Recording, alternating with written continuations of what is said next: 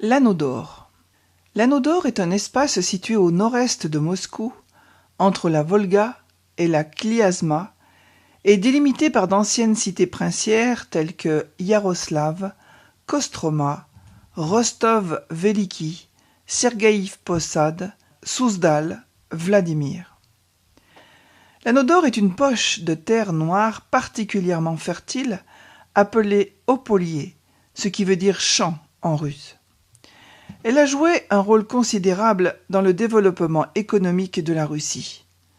La richesse des terres explique pourquoi cette zone fut occupée dès le Moyen Âge par les Russes.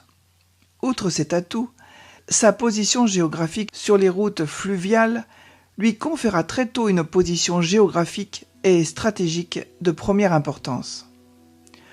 Au cœur de l'Opolier, Vladimir, Rostov et Souzdal connurent un essor exceptionnel dont témoignent les nombreux monuments à l'architecture ancienne du XIIe au XVIIe siècle. Coupoles aux bulbes étoilés, simples murs blancs passés à la chaux, vastes monuments baroques. Véritables musées en plein air, ces villes médiévales gardent la mémoire des événements les plus importants de l'histoire russe. Les églises et les cathédrales, les couvents, les monastères, les musées des beaux-arts frappent par leur splendeur et témoignent de la richesse du patrimoine russe. La ville de Vladimir est le centre administratif de l'oblast de Vladimir. Sa population s'élève à 350 000 habitants. Fondée en 1108 par Vladimir II Monomakh, elle devint le centre de la principauté de Vladimir Souzdal quand le fils de Monomakh, Youri Dolgorouki, duc de Souzdal, futur fondateur de Moscou, transféra le siège du pouvoir des grands princes de Russie de Kiev à Vladimir. La ville fut le centre politique du pays de 1169 à 1327.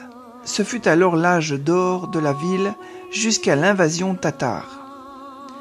À cette époque, Vladimir était l'une des plus grandes et des plus importantes cités russes et jouissait d'un prestige, d'une prospérité et d'une croissance sans égale.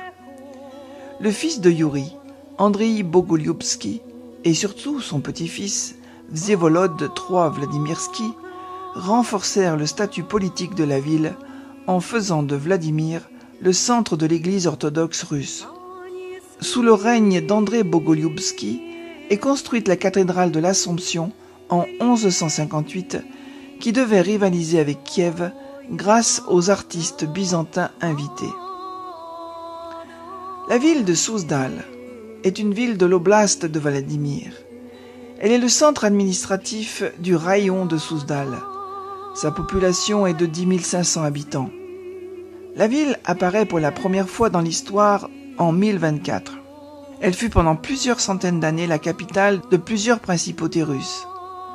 Souzdal est le berceau de l'État russe, car ces princes, devenus princes de Vladimir puis de Moscou, allaient être les rassembleurs de toutes les Russies avant de prendre le titre de tsar. Après un déclin politique, la ville retrouva son importance en tant que centre religieux grâce à ses nombreux monastères. La ville put même s'enorgueillir d'une proportion exceptionnelle d'églises. Cette proportion fut à une période de 40 églises pour 400 familles. De nos jours, la ville est une importante destination touristique, comprenant de nombreux exemples d'architecture russe, essentiellement des églises et des monastères. La ville semble toujours n'être qu'un village, avec des ruisseaux, des rivières et des animaux de ferme à l'intérieur même de la ville. Cette juxtaposition de monuments médiévaux d'exception et de vie rurale donne à Souzdal un charme particulier, attirant notamment de nombreux artistes, particulièrement dans la partie la plus ancienne de la ville, le Kremlin de Souzdal, la forteresse de Souzdal. La ville de Yaroslav est la capitale administrative de l'oblast de Yaroslav. Sa population est de 560 000 habitants. Desservie par le Transsibérien, elle est une des plus vieilles cités de la Russie. Elle fait partie de l'Anneau d'Or constitué par plusieurs villes princières situées autour de la capitale russe et abritant de remarquables ensembles architecturaux. La vieille ville est inscrite au patrimoine mondial de l'UNESCO depuis 2005. La ville est mentionnée pour la première fois en 1010. Elle a été fondée pour assurer la protection de la route entre la Volga et Rostov-Veliki. Selon la légende, le fondateur de la cité serait Yaroslav le Sage, qui aurait fait construire la ville à l'endroit même où il a combattu et oxy un puissant ours. C'est d'ailleurs en référence à cette légende qu'un ours dressé sur les pattes postérieures et brandissant une hallebarde est représenté sur les armoiries de la ville. À l'époque, Yaroslav était l'une des villes les plus orientales de la Russe de Kiev. À partir de 1212, la ville fut le centre d'une principauté indépendante. À la même époque, le développement de la ville s'amplifie grâce au commerce sur la Volga. Yaroslav accueille une population importante d'artisans et de marchands. Les premières églises et monastères sont érigés. Au cours de son histoire, la ville est rasée et reconstruite plusieurs fois. En 1238, les Mongols de Batou la détruisent entièrement. En 1463, Yaroslav est rattachée à la principauté de Moscou. En 1612, la ville sert de joint de ralliement aux troupes qui libèrent Moscou de l'emprise des envahisseurs polonais. Yaroslav garde son statut de ville commerciale importante au XVIIe et XVIIIe siècle. Une école d'architectes d'importance régionale s'y trouvait également. Plus tard, Yaroslav devient un centre d'industrie textile et en 1796, la capitale d'un gouvernement. Une première ligne de tramway entre en service en 1900. Yaroslav devient un centre d'industrie lourde après la révolution de 1917. Kostroma est le centre administratif de l'oblast de Kostroma. Sa population est de 270 000 habitants. Les premières chroniques faisant référence à la ville datent de 1213. Mais les historiens pensent qu'elle a pu être fondée par le prince Youri Dolgorouki plus d'un demi-siècle plus tôt en 1152. Elle doit son apparition à sa position stratégique et défensive contre les assaillants venus de l'Est, les Tatars et Mongols. Ainsi, comme d'autres villes de Russie de l'Est, Kostroma a été mise à sac par les Mongols en 1238. Construites à l'origine en bois, les habitations ont été détruites par les incendies. Quant aux édifices actuels, ils datent du XIXe siècle. À l'origine, Kostroma était le siège d'une petite principauté dirigée par le prince Basile le Buveur, un des plus jeunes frères d'Alexandre Nevski. Même en héritant du titre de grand-duc en 1271, Basile n'abandonna pas la ville pour celle de Vladimir, cité princière. Ses descendants gouvernèrent à Kostroma pendant plus d'un demi-siècle, avant que la ville ne soit rachetée par Ivan Ier de Moscou. Comme beaucoup de villes du nord de la Moscova, Kostroma servait de lieu de retraite pour les grands-ducs qui souhaitaient se protéger des ennemis qui assiégèrent Moscou en 1382, en 1408 et 1433. En 1375, la ville fut pillée par les pirates de Novgorod. La ville doit sa prospérité et sa croissance économique au XVIe siècle aux relations commerciales établies avec les marchands anglais et néerlandais par le port du nord d'Arkhangelsk. Kostroma fut ravagée par 2 fois par les Polanes. Elle résista à 6 mois de siège et finit par les expulser du monastère Ipatiev. Les tsars Romanov ont toujours donné à Kostroma une place de choix. En effet, le monastère Ipatiev accueillit nombre d'entre eux, en particulier Nicolas II, le dernier empereur de Russie. Le monastère a été fondé au début du XIVe siècle par un prince tatar, l'ancêtre de la famille Godunov.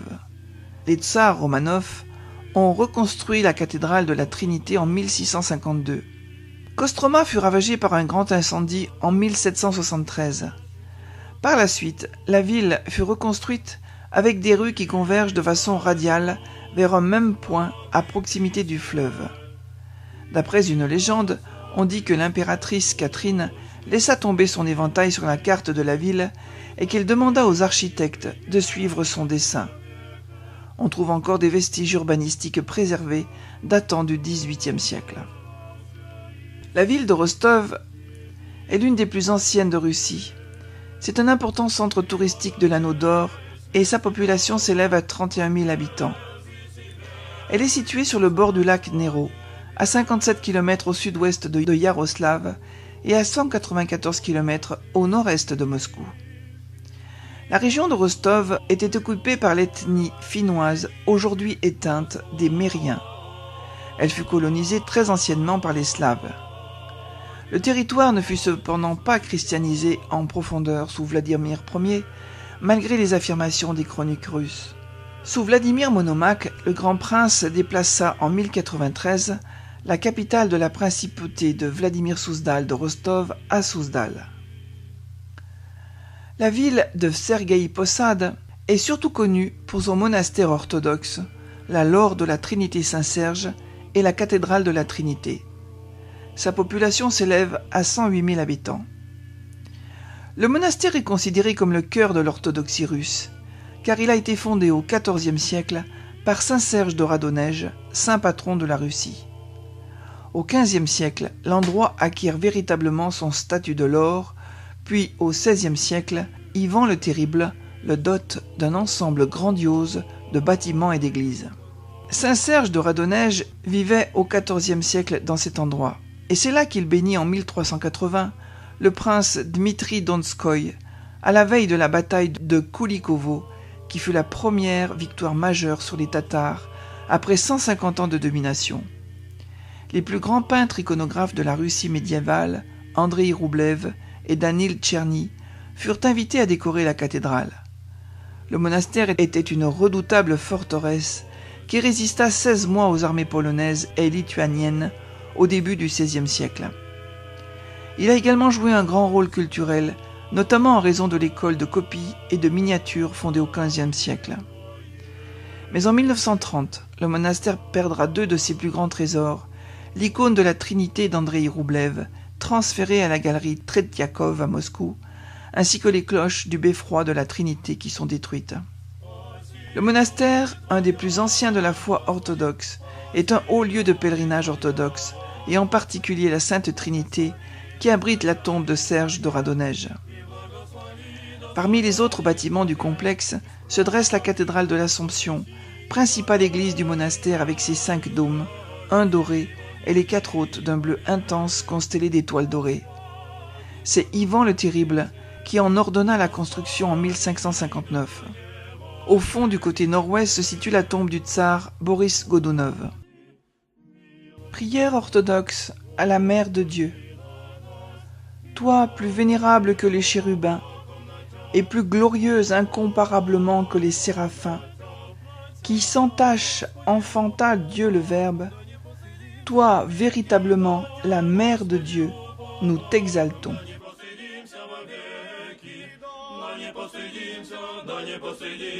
Да не постыдимся вовеки, да не постыдимся вовеки.